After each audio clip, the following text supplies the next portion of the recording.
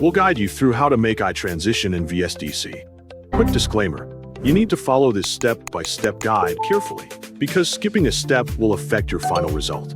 If this guide helpful, don't forget to like and subscribe. First, double-click the application to open it, and wait for the main interface to appear. Select the Import Content option to begin a new project. Choose a close-up eye footage, and for this example you can use a single image, then click Open to import it. Adjust the project settings according to your needs, and click Finish to continue. Once the project is created, double-click the image on the timeline to enter its editing layer. Create a black ellipse and position it so it completely covers the eye area. After that, add the Gaussian blur effect to the ellipse and set the blur levels value on the right side to 10 for softer edges. Next, create a second ellipse and make its size match the first ellipse.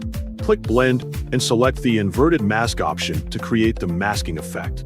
Add a fade and animation and set its duration to about 1 second.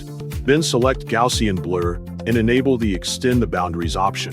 Open the image layer on the timeline and position the ellipse so it starts after 2 seconds. Click Blend on the ellipse again and choose the mask option. Add a crop effect and adjust it so it follows the length of the ellipse correctly. Go to the left side of the interface and click Constant Parameter Value. Move the timeline to the point where the mask view becomes completely black. Click Crop Tools, reduce the crop area, and place it precisely in the center of the eye. Next, click the Crop Borders icon and select Set Width according to parent's aspect ratio. Move the timeline to the end of the animation. Click the Crop Borders icon again and choose Set Same Borders as previous point has.